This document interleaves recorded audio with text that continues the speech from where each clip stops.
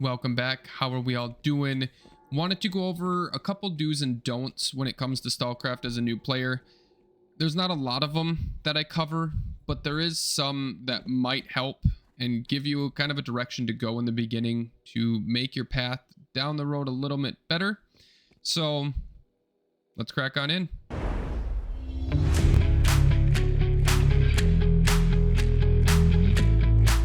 What you doing down there, huh? No, I'm just kidding. Anyways, I did want to cover some do's and don'ts coming into Stalcraft as a new player, because there is a lot to this game with not being a lot at the same time. It's very confusing. Some things that I wish I would have known when I first started out, but wasn't privy to that information. Also didn't take the time to look nor read everything. So let's go over some of them. First thing, what you're going to do is you're going to open up Steam. You're going to close Stalcraft. You're going to uninstall it. I'm just kidding. Please don't do that. We need you here. Oh, man, that would have been perfect if someone walked in and it zoomed in when I said that. Good heavens gracious. Anyways, no. First thing, when you get in, there's a lot of information thrown at you. But one of the main things that I wish I would have known when I first got into it is not upgrading your quest weapons or armor or anything you get from your quest line. And let me explain why. You get a couple different starting weapons in the beginning as a newcomer into Stalcraft. One of them is the Blessed AKS-74U. Now, you would think that you could use it here and upgrade into, say, the AKS-74. You cannot. So, what that means is if you take that Blessed AK-74U and you say you put 5 levels into it, that gun, besides while you're using it, after that is essentially useless. It does not upgrade to anything. It does not continue to go into anything. So keeping that in mind, upgrading quest items to about a +4 after that is almost useless. You'll progress faster into this game, fast enough in this game that those weapons will become obsolete so quick. Same with like the Cleaner's AK quest item. Does not go into this and cannot be used for this. The KBZ or KBKWZ, if you were to get this, does not go into anything and cannot be used anywhere to get them. So paying attention to quest items versus sticking to your barter tree when it comes to weapons you upgrade. Always upgrade your barter tree weapons. Do not upgrade your quest weapons. I'm not going to tell you how to play, but if you are listening to a little bit of advice from me, which don't take all of it to heart, try not to upgrade quest weapons. It will hurt you in the long run when you are starting to upgrade into your later game items and running out of tools and parts. With being said, when it comes to upgrading weapons, the hardest decision in the beginning is picking the path line that you want to go down. After you hit about the bar, or bar 3, you really want to sit down and focus and just make a decision of which path you want to go down for weapons. The reason I say that is once you get into the bar later level of 7, things start to get real expensive at that 300,000. Once you get into the northern faction, things are going to be a lot more expensive, plus they start costing serums. Serums are a time-gated thing. You can only get X amount a week. And then when you get into your final last weapon, it's a lot of serum, a lot of money, and a lot of materials. So don't be like me. If we go look at my weapons here, this is just the regular stuff I use and swap through. If we go look at my other guns, if we notice there's a +7. If we go down, here's a +5. What else we got? There's more. Just wait. The Seekers, that was a quest item that I leveled up. Wish I wouldn't have. This one is a barter tree, but I changed my barter line and regret that, but that's neither here nor there. If we keep going down this tree line here, my inventory, there's another +10. The Protect I don't count in this because up until this season, we did not have a better shotgun. It sucks that it's at a +10, but I'm not upset about it because there was a reason and there was nothing I could change. So just in these items alone here, I feel like there's one more. There's an Aborigine. Here it is. So just in these weapons alone, there's a lot of parts and tools that essentially are wasted. Not so much this one, because at some point I'm sure I'll continue this barter line. I just, at this moment, am not. So if we look at just these alone, these are all weapons and armor that I have leveled up that I essentially cannot do anything with. and will continue to sit there and not be used anymore. The Seeker's AK, for example, as well, that's a +4. Granted, it's only a +4, it's not a lot of parts or tools, but it is still a waste to me in my eyes because I cannot use it anymore. This AN 94 Akaban is still useful in this line of the tree, because then I only have to worry about getting the pre-masterwork and then the masterwork. But it's a lot of materials and I'm working down a different line. Now when it comes to choosing your line and which path you want to go, just in the example of weapons, is truly a personal choice. Is there guns that are at the top of the meta currently? Yes. The main one being the AK-15. This gun in general across the board is absolutely disgusting. I wish it would get changed, but it won't.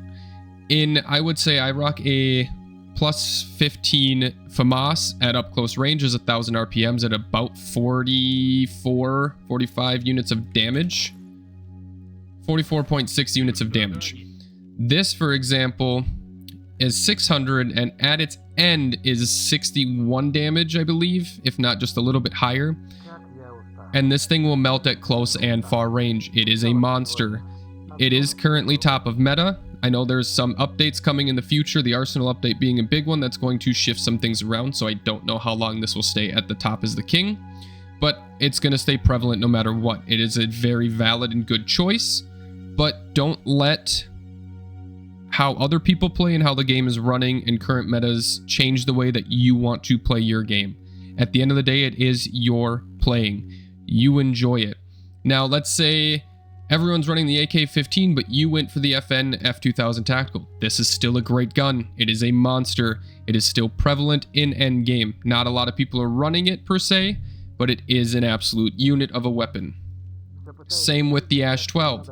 This gun is ridiculous. Slow fire rate. It is a pain to grind it out and actually get the materials for it. But it is, if you learn how to use it well and effectively, you will dominate the battlefield. All of these guns in this category in Masterwork are useful. A lot of people will tell you to go AK-15 because it is meta currently. You don't have to go with what's meta, go with what makes you happy. Under machine guns, we only have one, and that is the PKP. The PKP is one of the few guns that is almost exactly on par with the AK-15.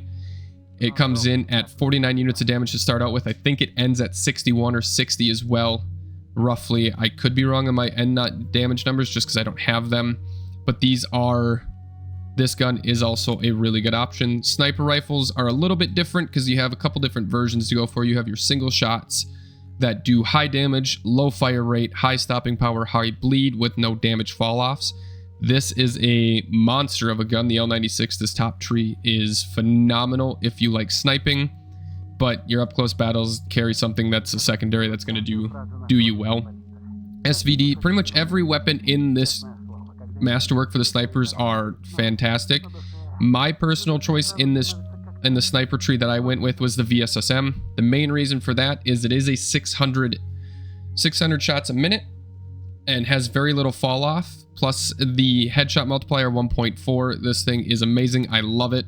I can't wait to get it to +15. I think I'm at a 12 now, and it is a monster in fighting. It does so well. When it comes to armors and things like that, I'm going to tell you now, there is a spoiler alert. Some of you probably already know it, but if you don't want a spoiler, skip past the next like 10 seconds, 15 seconds, 20 seconds, somewhere in there. When you finish the northern boss, you get a ticket that gives you an option to get a pre-masterwork armor, or your worn series of masterwork gear. You'll get a damaged one. So you get a ticket that will give you the clan voucher for the quest item to unlock one of your suits. Now, suits are a little bit different in my opinion, and the reason is, when it comes to certain endgame things, you need a lot of resistances in game, whether it's radiation, psi, bio, temperature, things like that. A scientist suit is very helpful and useful in many ways. Going for that damaged Saturn, getting close to almost those 400s across the board is absolutely massive. Combo suits are a little bit different, where you get a little bit of best of both worlds. They're not all super great when it comes to resistances, but you get a little bit more bullet resistance. Combat suits obviously have absolutely no resistances, but have a lot of bullet resistance and some other different negative effects. I personally, in my own gameplay and choices that I've made, I run combo suits for 2 reasons. A couple different reasons actually. One, the resistances to cover just about anywhere I want to in this game is possible without having to go and switch armors around. I can go artifact farming, I can switch to go and do combat. I might not be as tanky as some other people, but I can still stay into that fight and keep up with it. The second reason is when it comes to combat suits, when you look at their compatible backpacks and containers, they're very limited in what they can use and can't use. I am someone who I case swap, which is more of a recent thing for me, but before that I was always running a backpack. I didn't have any good cases. So if we look at the Antres for an example, and we look right now, it can run any backpack and any container that we want it to, and we can still buff our bullet resistance to the point where I'm almost at 300 with the case on. Don't get me wrong, I'm at 267 right now. That isn't too bad because anything over 300 bullet resistance, at that point every 50 is an extra bullet, so after 300 it's not as useful to go for bullet resistance. But that's neither here nor there. Combat suits are a great choice in my opinion to cover just about anything endgame wise, versus you can have a science suit and a combat suit. Yes, I will be focusing combat suit. I'm focusing the Hector right now from the season crates, but that is an option. I still have my clan voucher because I did not use it on anything because I didn't know where I wanted to go. It will probably be a Centurion, mainly because I have this skin here and I want it in the worst way on a thing because it is just stupid cool looking. With that being said, that's all I really have for do's and don'ts. I mean, at the end of the day, it is your game. When it comes to artifacts are difficult for me. I'm still learning how to effectively build them, what I'm looking for, and things like that. But if you are pushing, if you're in the southern zones and you are still questing, you're running from point A to point B and farming. Do you mind, ma'am? I am busy. Oh, hi. You also, do you mind? You're in my way. Don't stab at me. With artifacts being, if you're still in the southern zones and not in, especially being in the bar area and stuff like that, the couple of things I would focus on in arties, my personal self, if I knew what I was doing back then, is looking for anything that gives you movement speed and healing effectiveness. And the main reason I say that is due to you are constantly running away from everything and healing through everything. So if we pull up my case here, this is a kind of a bad example because I have so many different arties in here. My healing effectiveness on this case is 55. So when I pop a heal, I'm getting more use out of my each medkit that I use. That way I don't have to be constantly popping them, and 1 will heal me a lot more than 3 will. In my hive, which is my movement speed one, I pop this on so I can run around faster. So when we look at artifacts for the southern zone, movement speed, healing effectiveness will get you away from mobs quicker, or keep moving you so that way you can get to your quest faster. To me, those are the 2 most important things. People might think otherwise. That is my personal take. With pushing the southern zone to the north as fast as possible, it kind of goes both ways, and yes, go for it if you want it, but if you are undergeared and aren't prepared for the north, you are going to struggle to farm the things that you want to. When you get to the north, yes, you're able to start farming serum and work towards those things, but that threw me off. That's funny. What was I saying? Pushing to the north, you can start to farm your serums and things like that, but you're going to be undergeared and aren't prepared. What do I mean by being unprepared? So one thing I would say that I wish I would have known before coming into the northern zone is making sure that I have my path picked out in which way I want to go from the bar. So making sure I have this weapon ready to go, maybe a couple levels into it, try to get it to a +10. Even if you can get it to a +15, you can by all means do that, mainly because whatever level you put into this gun will transfer to this gun and this one. So making sure that I have my tree picked out where I want to go, maybe have a couple, like I said, a couple levels into the weapons to make sure that by the time I get to my first masterwork, hey, it might actually be maxed already and save myself some headache. Same with the armors and things like that. I did a combo. If you can get to level 500 this season, that is a massive combo suit that will carry you through endgame. Don't get me wrong, it is a monster of a suit, and it is a beautiful suit nonetheless. With that all being said, that's kind of where I'm at. I'm sure there's more information that you guys want. I can't think of any more to give at this moment. At the end of the day, guys, play your game how you want to play it. There is a lot of information that it's hard to figure out and learn about this game. Don't get me wrong. There is a lot of ins and outs. Artifacts are a challenging thing. I will put a tool in the description. It is called Stalcraft. It is a super cool tool to learn how to use. You are able to put in what container you're using. You're able to put in the artifacts and see what your damages are, what you're going to be taking for if you need more resistance in one thing. And it is a great tool to learn around and play around with. I'll put an example of all of that up while I'm talking there. With that all being said, until next time, guys, I hope you found this somewhat informational and helpful and give you some ideas on how to do a couple different things. If you have questions, leave them in the comments.